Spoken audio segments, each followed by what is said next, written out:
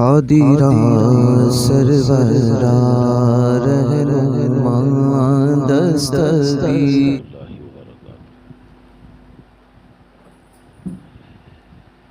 الحمد لوليه والصلاة والسلام على نبيه أما بعد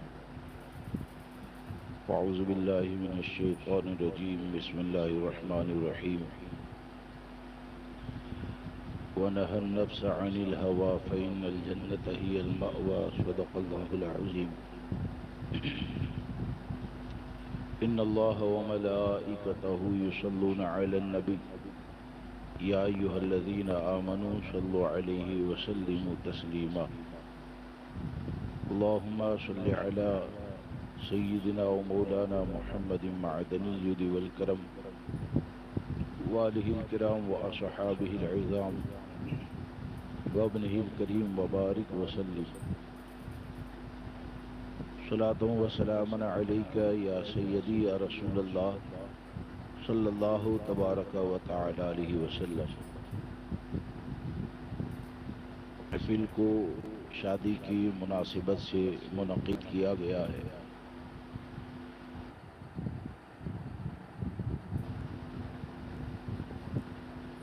اور نکاح کا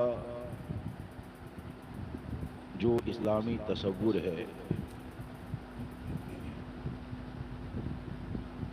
تو نکاح کے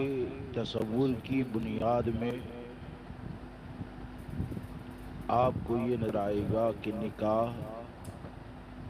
یہ گناہوں کے دروازے کو بند کرنے کا ذریعہ ہے، ایک بہتر معاشرہ پیدا ہوتا ہے۔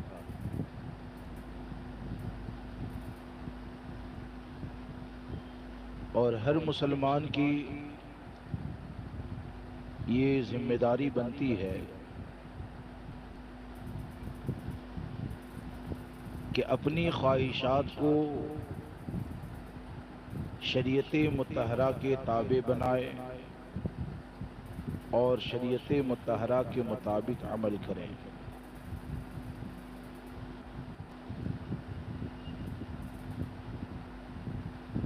ہم سب کو یہ بات یاد رکھنی چاہیے کہ اللہ رسول عز و جل و صلی اللہ تعالی علیہ وسلم نے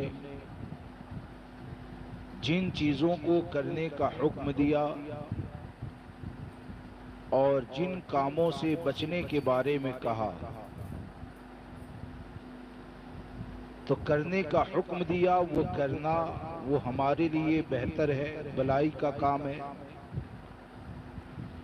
جو نکاح کی محفلیں منعقد ہوتی ہے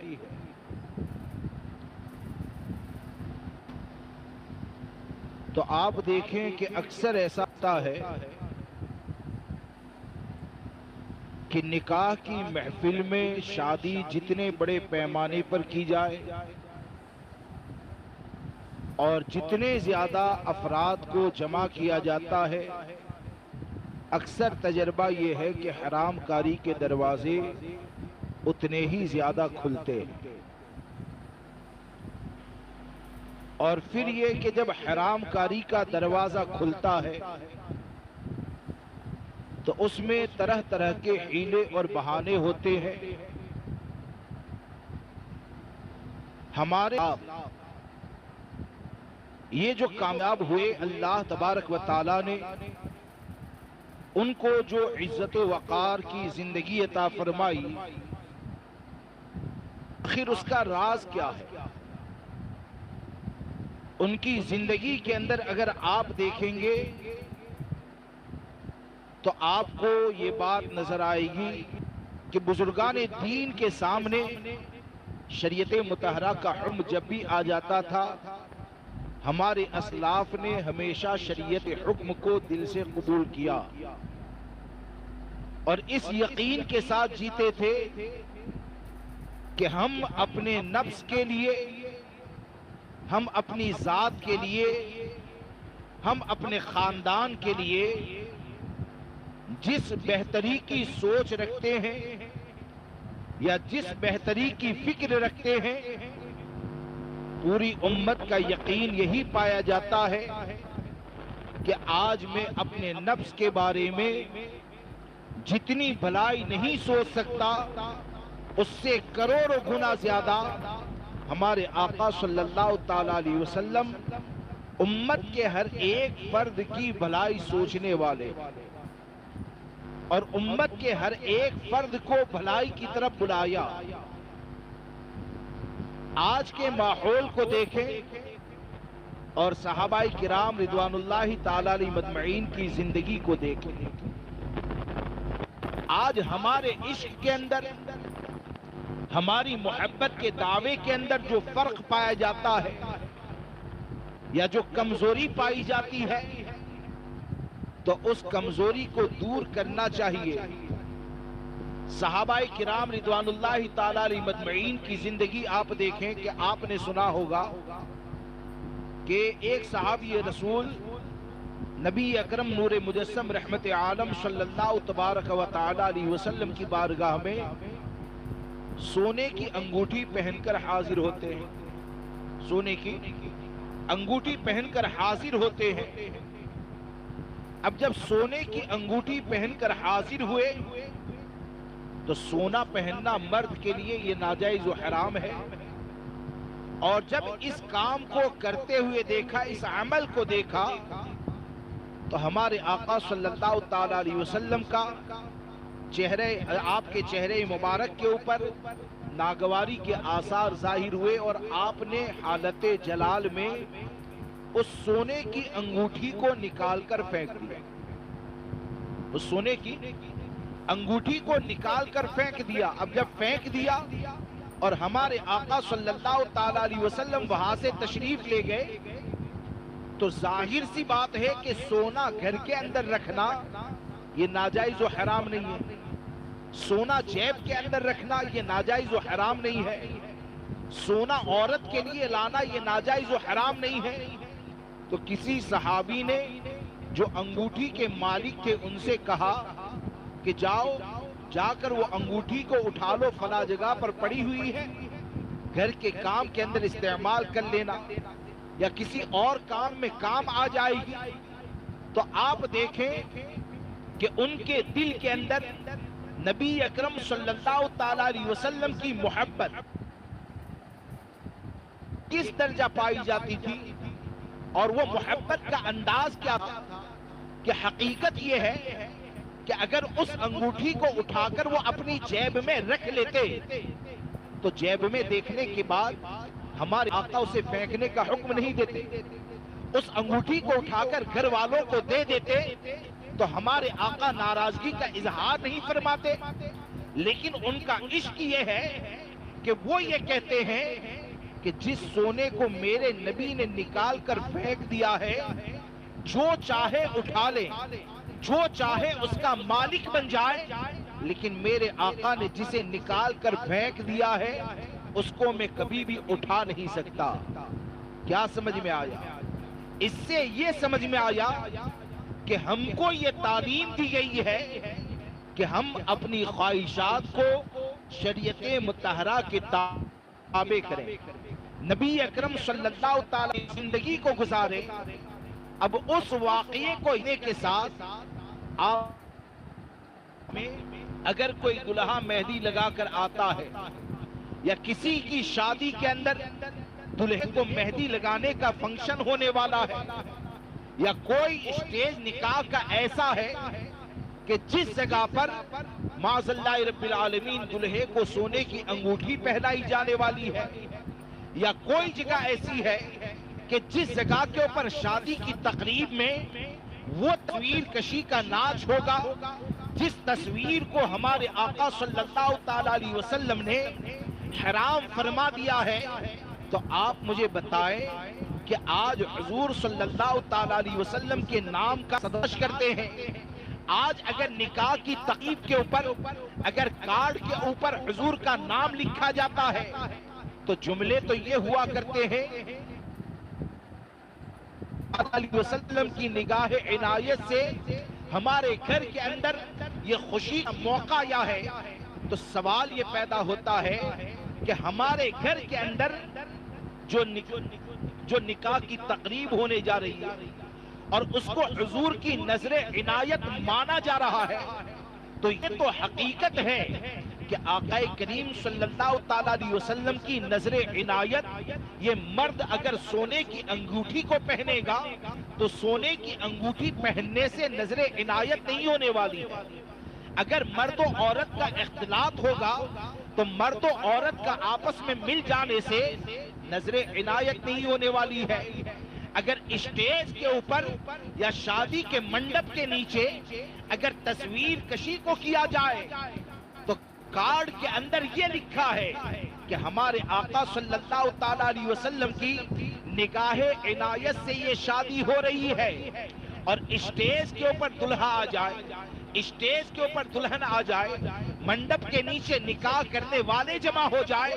تو وہاں پر وہ کام کیا جائے کہ جس عمل کے بارے میں ہمارے آقا نے ارشاد فرمایا، ان اشد الناس عذابا یوم القیامہ المصورون، یعنی میدان محشر میں ویر والوں کو دیا جائے گا۔ اور حد تو یہ ہے کہ ہمارے آقا صلی اللہ تعالیٰ علیہ وسلم کی اگر نظر عنایت دل سے مانتے ہیں، حضور کی سنت پر عمل کرنے کا جذبہ اگر دل کے اندر پایا جاتا ہے،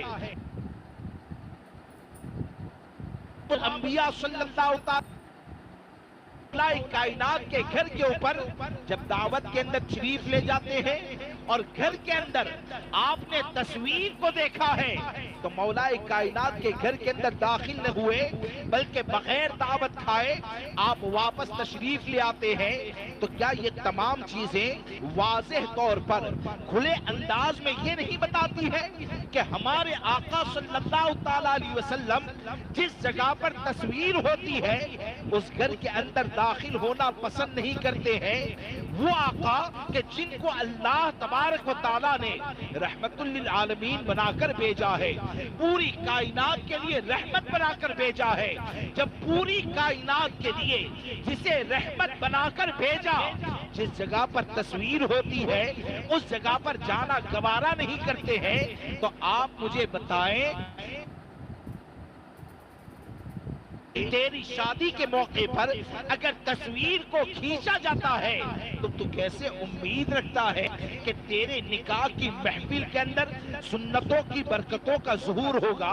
اگر وہاں پر تصویر کشی یا ویڈیو کشی ہوتی ہے تو تو کیسے یقین کرتا ہے کہ یہ نکاح کرنے والا جوڑا جب اپنے گھر کے اندر جائے گا تو یہ نکاح کی برکتوں سے تو خاندان کے درمیان محبت پیدا ہو جائے گی؟ اگر نکاح کی محفل کے اندر قانون مصطفیٰ کو توڑا جاتا ہے تو تو کیسے یقین کرتا ہے کہ یہ اپنے گھر میں جانے والے نکاح کرنے والے جانیں گے؟ اگر واقعی میں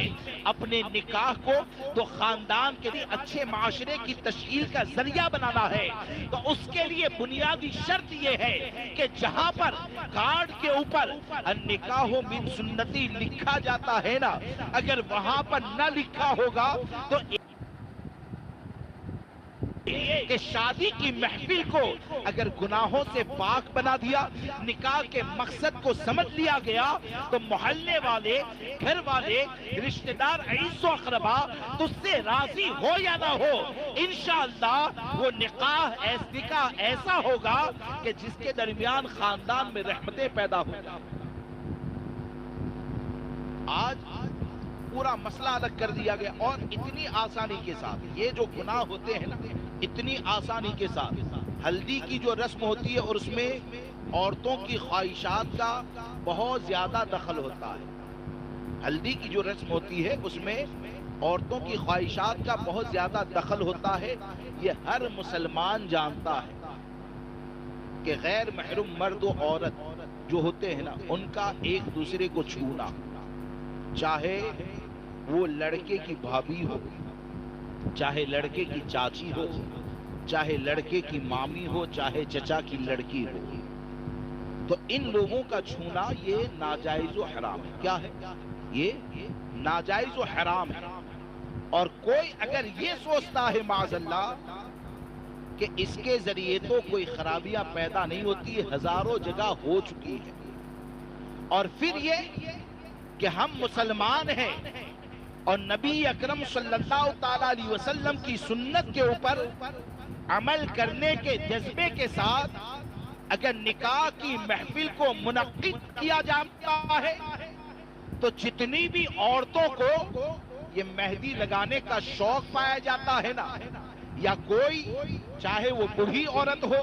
چاہے جوان ہو، چاہے ادھیر عمر کی ہو، کوئی بھی ہو، کسی کے دل کے اندر یہ خواہشات ہیں، اور اگر وہ یہ سوچتی ہے کہ ہم کو روکنے والا کون ہے، ہمارا ہاتھ ہے، جہاں چاہے گا مرد کے جسم کے اوپر گھومے گا۔ کوئی اگر سوچے کہ یہ ہمارا ہاتھ ہے، جب چاہے گناہ کرے گا، تو ایسی تمام عورتوں کے لیے اور جتنے بھی مرد ایسے مہندی کی رسم کے اندر داخل ہوتے ہیں، ان سب کو میں دعوت فکر یہ دینا چاہتا ہوں کہ اس پر تم نے جو اپنے ہاتھ کے اوپر اپنا قبضہ سمجھ لیا ہے نا، اپنے پاؤں کے اوپر اپنا قبضہ سمجھ لیا ہے، یہ تمہارے اختیار میں سمجھتے ہو، تو یاد رکھنا یہ سانس جب تک چلے گی یہ ہاتھ تیرے قبضے کے اندر ہے، یہ سانس جب تک چلے گی پاؤں تیرے قبضے کے اندر ہے۔ جب آنکھ بند ہو جائے گی اور یہ ہلدی کی رسم کے اوپر حرام کاریوں کا جو دروازہ کھولنے والے مرد و عورت ہے، تو وہ دنیا میں یہ سوچتے ہیں کہ میرے ہاتھ نے لذتیں حاصل کر لی، میرے نفس نے لذتیں حاصل کر لی، لیکن یاد رکھنا کہ یہ ہلدی لگانے والے ہاتھ جو غیر محرم مرد کے اوپر جاتے ہیں، یا وہ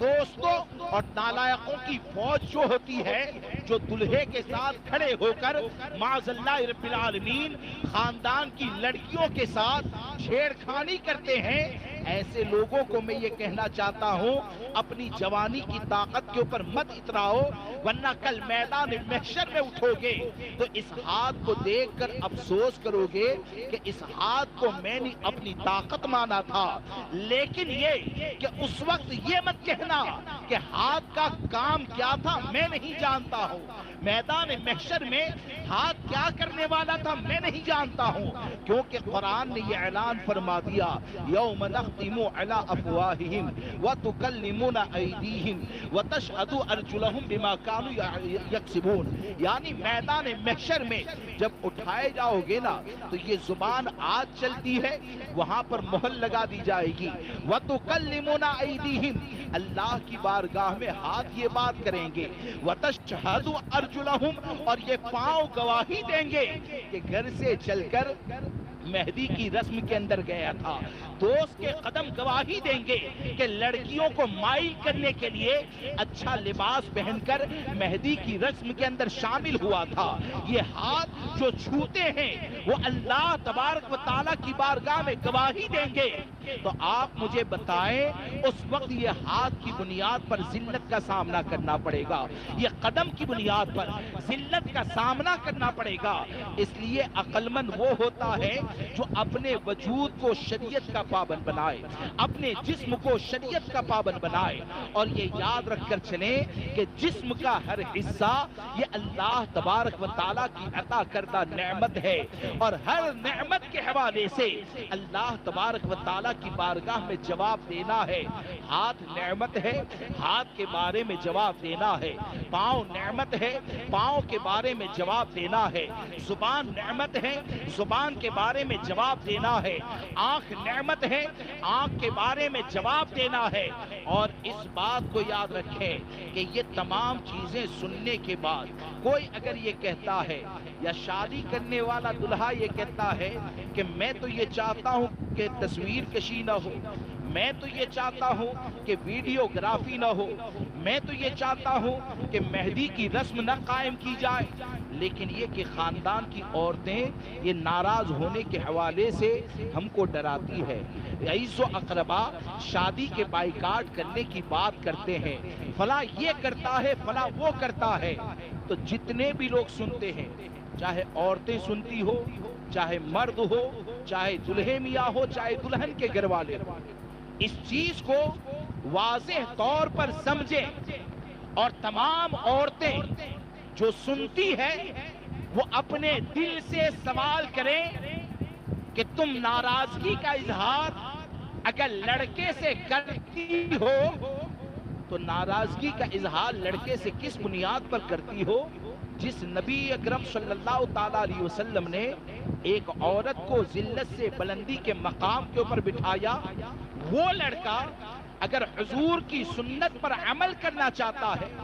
نبی اکرم صلی اللہ تعالی علیہ وسلم جن کاموں سے ناراض ہوتے ہیں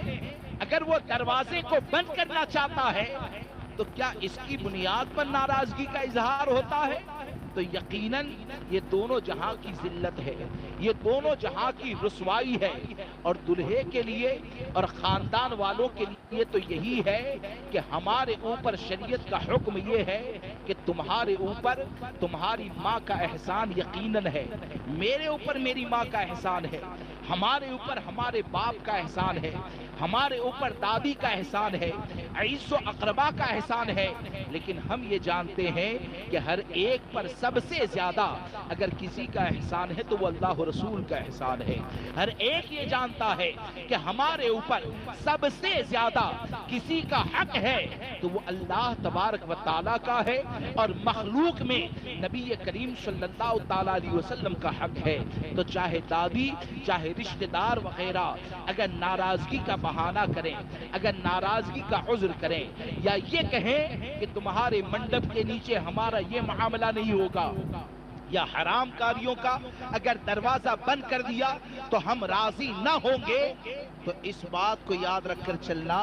کہ ایک مسلمان کے اوپر اللہ کی رضا یہ فرض ہے۔ اللہ تبارک و تعالیٰ کو راضی کرنا، نبی اکرم صلی اللہ تعالیٰ علیہ وسلم کو راضی کرنا، یہ ہر ایک مسلمان پر فرض ہے، اور اللہ و رسول کو راضی کرنے میں یا اللہ و رسول عز و جل و صلی اللہ تعالیٰ علیہ وسلم کی رضا کو حاصل کرنے میں اگر پورا خاندان بھی بائیکاٹ کرتا ہے، اگر پورا معاشرہ بائیکاٹ کرتا ہے، اگر شادی میں کوئی دانہ کھانے کے لیے تیار نہیں ہوتا ہے، کوئی شربت پینے کے لیے تیار نہیں ہوتا ہے، تو اس پریشانی کو برداشت کر لینا، انشاءاللہ یہی پریشانی کو برداشت کرنا جنت میں جانے کا ذریعہ بن جائے۔ کیوں کہ یہ پریشانی تم نے برداشت کی ہے تو اللہ رسول عز و جل و صلی اللہ تعالیٰ علیہ وسلم کی رضا کے لیے برداشت کی ہے۔ اور یہ بیان کی محفل رکھنے کا یہ کوئی اس طرح تھوڑی ہے دکھاوے کے لیے کیا جاتا ہے، بیان دکھاوے کے لیے تھوڑی ہوتا ہے، اصل مقصد یہ ہوتا ہے کہ بیان اسی لیے ہوتا ہے کہ آدمی سنے اور سن کر عمل کرے۔ اللہ ہم سب کو عمل کی توفیق عطا فرمائے۔ ایک مرتبہ درود پاک پڑھ لیجیے، اللہم صلی علی سیدنا و مولانا محمد معدن الجود والکرم وآلہ واصحابہ وبارک وسلم صلاۃ وسلام علیک یا سیدی یا رسول اللہ صلی اللہ تعالیٰ علیہ وسلم۔ اور ایک چیز آپ کو بتاؤں کہ شادی کی جو محفل ہوتی ہے نا، تو یہ نکاح نگاہوں کی حفاظت کا ذریعہ ہے، اور حدیث پاک میں بھی کہا گیا نوجوانوں کو شادی کی جو تلقین کی گئی نا، تو شادی کی تلقین کے بارے میں جو وجہ بیان کی گئی کہ اے نوجوانوں کی جماعت، تم میں سے جو استطاعت رکھتا ہے اسے چاہیے کہ وہ شادی کرے۔ اور وجہ کیا ہے؟ یہ جو شادی کرنا ہے، نکاح کرنا، یہ نگاہوں کو جھکاتا ہے شرمگاہ کی حفاظت پر۔ کیا کرتا ہے؟ نگاہوں کو جھکاتا ہے اور شرمگاہ کی حفاظت کرتا ہے۔ تو سیدھا سا مطلب یہ ہوا کہ نکاح کا ایک بنیادی مقصد نگاہوں کو زنا سے بچانا، حرام چیزوں سے بچانا، شرمگاہ کو زنا سے، حرام کاریوں سے بچانا ہے۔ لیکن یہ کہ آپ دیکھیں یہ کتنے بڑی بے غیرتی کی بات ہے کہ اب معاذ اللہ یہاں تک ہماری غیرت کا جنازہ نکل گیا، ہماری غیرت کا جنازہ یہاں تک نکل گیا کہ اب لڑکی کی ویڈیو بھی بنوائی جاتی ہے، چاہے اپنا آئے، اور کئی جگہ پر تو غیر بھی آتے ہیں، پیسے دے کر لڑکی کی ویڈیو بنوائی جائے گی۔ کیا ہوگا؟ بعد میں دیکھیں گے ویڈیو ریکارڈنگ کیسے ہوئی، لڑکی کا چہرہ کیسا ہے، لڑکی کے ہونٹ کیسے ہیں، اس کا حسن و جمال کیسا ہے، اور غیر مرد آ کر، معاذ اللہ غیر مرد آ کر اس ویڈیو کو بناتا ہے۔ اور اس ویڈیو کو جب غیر مرد بناتا ہے تو آپ مجھے بتائیں اس کے حرام ہونے میں شک کیا ہے؟ ہمارے اسلاف کی غیرت جو نبی اکرم صلی اللہ تعالی علیہ وسلم نے عطا فرمائی تھی وہ غیرت کیا ہے، اور آج ہمارا معاملہ کیا ہے؟ وہاں پر پریشانی کے اندر اور پریشانی کی حالت میں تکلیف کو اٹھا کر، زخموں کو کھا کر نبی اکرم صلی اللہ تعالی علیہ وسلم کی تعلیمات پر عمل کرنے کے لیے پردے کا اہتمام ہوتا تھا۔ اور جو پردے کا اہتمام آج کے وقت میں جس کی ذمہ داری ہے کہ باپ کی ذمہ ہے بیٹی سے پردہ کروائے، شوہر کے ذمہ ہے بیوی سے پردہ کروائے، خاندان کی عورتوں سے پردہ کروائے، تو جو حاکم اور جو ذمہ دار ہے، جو حفاظت کرنے والا ہے خاندان کی، اگر حفاظت کرنے والا ہی ڈاکو بن جائے تو کس سے شکایت کریں؟ اگر محافظ ہی اگر ڈاکہ ڈالنے لگے تو یہ تو ایسا ہی ہوا کہ چاہے وہ باپ کا رول ادا کرنے والا ہو، چاہے شوہر کا رول ادا کرنے والا ہو، چاہے بھائی کا رول ادا کرنے والا ہو، جو بھی شوہر، جو بھی باپ، جو بھی بھائی اپنی بیوی بہن یا یہ کہ اپنی اولاد کے لیے اگر یہ ویڈیو شوٹنگ لڑکی کے معاملے میں پسند کرتے ہیں یا کرواتے ہیں نا، تو حقیقت یہ ہے کہ یہ لباس سے تو رہبر ہے، لباس سے تو گھر کے ذمہ دار ہیں، لیکن ان کا عمل ایسا ہے جیسے کہ کوئی آدمی اپنے ہی گھر میں چوری کیا کرتا ہے، کوئی آدمی اپنے ہی گھر میں ڈاکہ ڈال کر اپنے خاندان کو برباد کرتا ہے۔ آپ ذرا سوچیں کہ پیسے دے کر، مال خرچ کر کے دیوس بنا جاتا ہے، اور دیوس کے بارے میں ہمارے آقا نے کیا فرمایا معلوم ہے؟ دیوس یہ جنت میں داخل نہیں ہوگا۔ کیا فرمایا؟ دیوس یہ جنت میں داخل نہ ہوگا۔ اور دیوس کہا کسے جاتا ہے؟ کہ جو اپنی ماتحت رہنے والی عورتوں کے بارے میں غیرت نہیں کرتا، جو اپنی ماتحت رہنے والی عورتوں کے بارے میں غیرت نہیں کھاتا ہے۔ اب یہاں پر آپ کے اوپر یا جو بھی ویڈیو شوٹنگ کرواتا ہے وہ حساب تو ہے ہی، پھر یہ کہ اگر لڑکی کی ویڈیو کرواتا ہے تو آپ ذرا تنہائی میں بیٹھ کر سوچنا کہ میدان محشر میں کون سے حساب کا بوجھ آپ نے اپنے اوپر جمع کر لیا۔ ایک تو پیسہ کمایا کہاں سے ہے وہ بھی پوچھا جائے گا،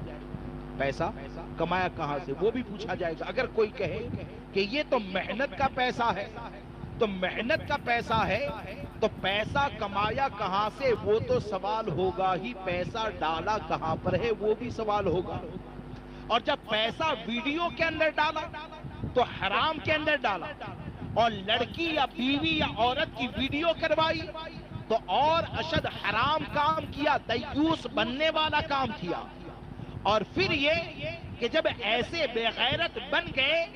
تو آپ ذرا سوچیں کہ مال ایک تو حرام کام میں خرچ کر کے میدان محشر میں کون سی شرمندگی کا بوجھ اٹھانے جا رہے ہیں۔ ہمارے اسلاف کا معاملہ کیا تھا، ان کی غیرت کیا تھی؟ میں نے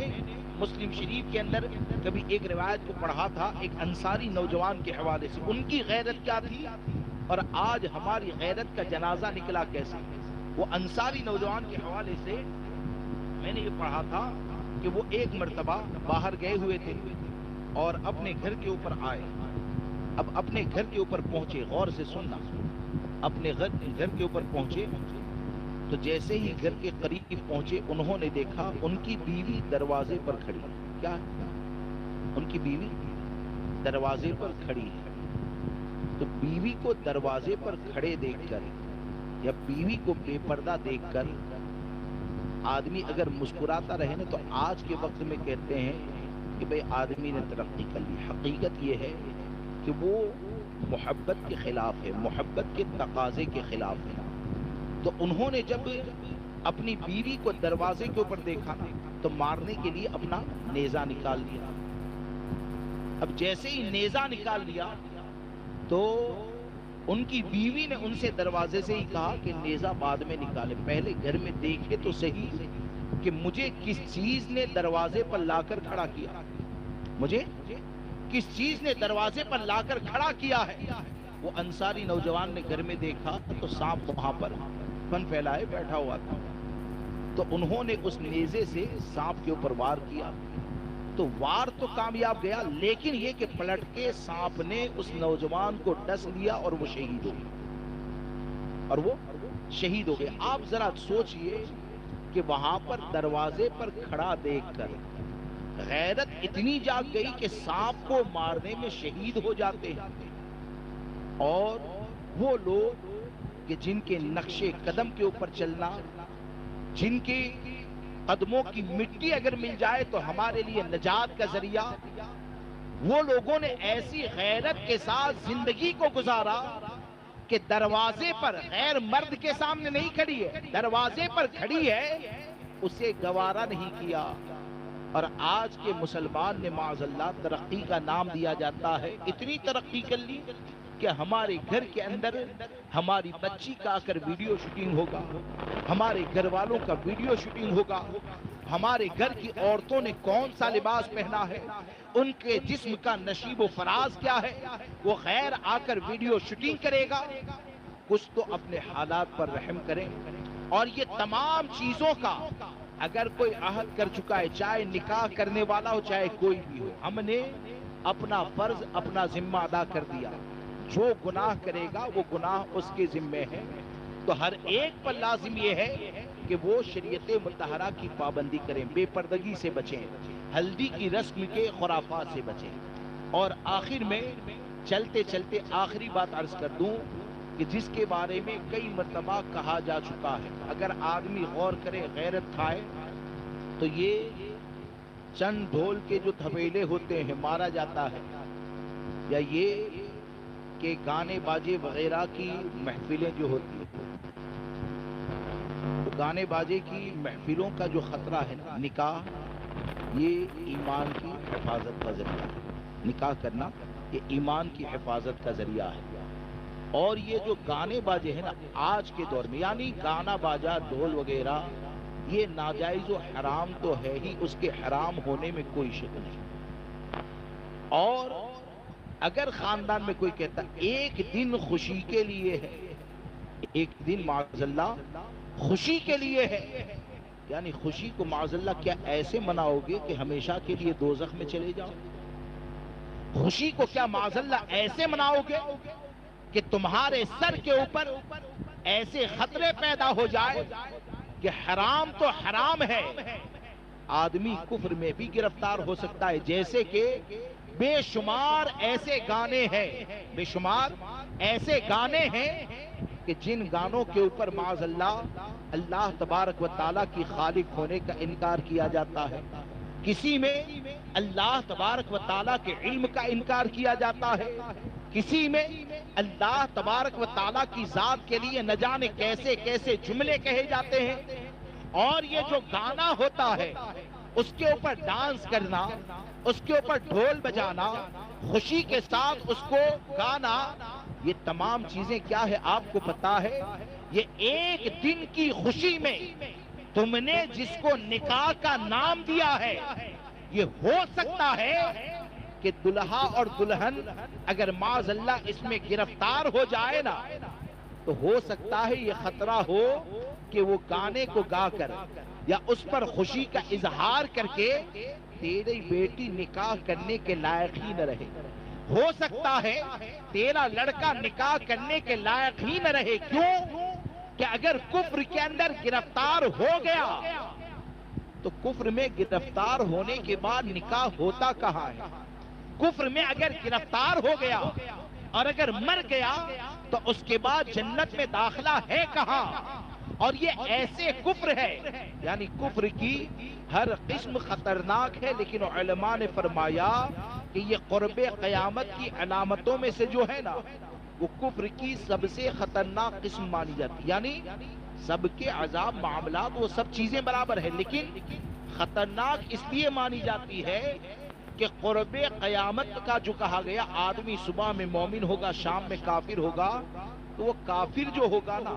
اسے پتا بھی نہیں چلے گا میں کافر ہو چکا ہوں، اسے پتا بھی نہیں چلے گا میں کافر ہو چکا ہوں۔ اب آپ بتائیے کہ اگر اللہ کے خالق ہونے کا انکار کیا جاتا ہے اور 10 جاہل جمع ہو کر یا خاندان کی عورتیں وہ گانے کو بجاتی ہے، خوشی کا اظہار ہوتا ہے، اس پر ڈھول بجایا جاتا ہے، اس پر بچیوں سے ڈانس کروایا جاتا ہے، وہاں پر کوئی فقیہ کو بٹھا کر تو یہ کریں گے نہیں، وہاں پر کسی کے عالم کو بٹھا کر تو یہ کام کریں گے نہیں۔ اگر کفر میں گرفتار ہو گئے تو اتنا ذرا یاد رکھنا کہ ایمان جو اللہ تبارک و تعالیٰ نے تمہیں عطا فرمایا ہے نا، اس ایمان کی اہمیت پر غور کرو کہ ایمان کی اہمیت یہ اتنی زیادہ ہے کہ حضرت بلال رضی اللہ تبارک و تعالیٰ کی چربی یہ گرمی کی شدت کی بنیاد پر پگھلنے لگتی ہے، لیکن یہ کہ حضرت بلال ایمان کو قربان کرنا گوارا نہیں کرتے ہیں۔ ایمان یہ اتنی بڑی دولت ہے کہ ایک صحابی رسول ایسے ہیں کہ جن کو معاذ اللہ رب العالمین چٹائی کے اندر لپیٹ کر غالباً حضرت عثمان غنی رضی اللہ تبارک و تعالیٰ کہ جن کو چٹائی کے اندر لپیٹ دیا جاتا تھا اور اس کے بعد ان کو کھڑے رکھنے کے بعد اس کے اندر دھوئیں کو چھوڑا جاتا تھا، لیکن یہ کہ شرط یہ تھی کہ یا تو اس دھوئیں کی ذلت کو برداشت کرو، اس کی تکلیف کو برداشت کرو، یا یہ کہ اسلام کے دامن کو چھوڑ دو۔ ذرا تم سوچو، اس بات کے اوپر غور کرو کہ حضرت بلال کی پیٹھ کے اوپر نشان سفید ہو گئے تھے اس تکلیف کو برداشت کرنے کی وجہ سے۔ صدیق اکبر نے تکلیف کو برداشت کیا، حضرت عثمان غنی نے تکلیف کو برداشت کیا، لیکن یہ کہ اپنے دین کو بچایا۔ تو آج صدیق اکبر کا صدقہ مانگتے ہیں، فاروق اعظم عثمان غنی کا صدقہ مانگتے ہیں، حضرت بلال کے عشق کا صدقہ مانگتے ہیں۔ تو میں صرف یہ عرض کرنا چاہتا ہوں کہ وہ لوگ اپنے جسم کو بڑی سے بڑی مصیبت میں ڈالنا یہ تو گوارا کر لیا، لیکن اپنے دین کو نہیں دیا۔ آج ان کا نام لے کر ایک رات کے لیے ایسے گانے بجائے جائے کہ ایمان کا جنازہ نکل جائے۔ آج شادی کے نام کے اوپر 2 بجے رات میں چند عورتیں جمع ہو کر ایسے گانے باجے بجائے کہ ان کے ایمان کا جنازہ نکل جائے۔ تو میں یہ کہتا ہوں اس کے بعد اگر تم کو پوری دنیا کی رانی بھی بنا دیا جائے گا تو فائدہ کیا ہوگا؟ اگر اس لڑکے کو پوری دنیا کا بادشاہ بھی اگر بنا دیا جائے گا تو اس سے فائدہ کون سا حاصل ہونے والا ہے؟ اور یہ نہ سوچیں کہ تھوڑی دیر کی لذت کے لیے جمع ہو گئے، تھوڑی دیر کی خوشی کے لیے جمع ہو گئے۔ ارے یہ مختصر سی خوشی جس کو نام دیا جاتا ہے نا، وہ خوشی ایسی ہے جو زنا کا دروازہ کھولنے والی ہے، جو قبر کا عذاب ہے، جو میدان محشر کی رسوت و میدان محشر کی ذلت کا ذریعہ ہے۔ لہذا دوستو گانے باجے سے بچیں، ہلدی کی رسم سے بچیں، تصویر ویڈیو کشی سے بچیں، اور شادی کرنے والا ہر فرد یہ سوچیں کہ ہمارے اوپر زیادہ افراد کو کھلانا یہ لازم نہیں ہے، ہمارے اوپر لازم یہ ہے کہ ہم غلام مصطفیٰ ہیں، غلام مصطفیٰ بن کر جئیں، غلام مصطفیٰ بن کر نکاح کریں، اور اللہ ہم سب کو توفیق عطا فرمائے کہ غلام مصطفیٰ بن کر ہی دنیا سے رخصت ہو۔ میری بات سمجھ میں آ رہی ہے؟ تو گانے باجے سے بچنا ہے، پرہیز کرنا ہے، اور گناہ سے بچنے کے بارے میں، یعنی کوئی یہ نہ سمجھے، بعض جگہ پر بلیک میل کرتے ہیں ماں باپ، بولے کہ کیا ماں کی نہیں مانے گا، ماں کی نافرمانی کرے گا؟ ارے ماں کی تو تب مانی جاتی ہے جب ماں نبی کی مانی، باپ دادا دادی کی تو تب مانی جاتی ہے نا جب وہ اللہ رسول عز و جل صلی اللہ تعالی علیہ وسلم کا حکم ماننے کے لیے تیار ہو جائے، کیونکہ یہ اصول ہے مذہب اسلام نے ہم کو یہ قانون عطا فرمایا کہ اللہ کی نافرمانی میں کسی کی فرمانبرداری نہیں کی جاتی۔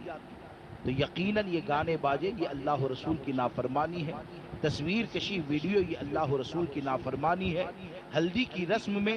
غیروں کے ساتھ اس طرح کا اختلاط یہ اللہ رسول کی نافرمانی ہے۔ تو ان نافرمانیوں سے ہمیں آپ کو سب کو بچنا چاہیے۔ اللہ تبارک و تعالی یہ نکاح کرنے والے جوڑے کو، ہم کو، ہماری قیامت تک آنے والی نسلوں کو ہر تقریب کو شریعت مطہرہ کے مطابق کرنے کی توفیق عطا فرمائے۔ بولنے میں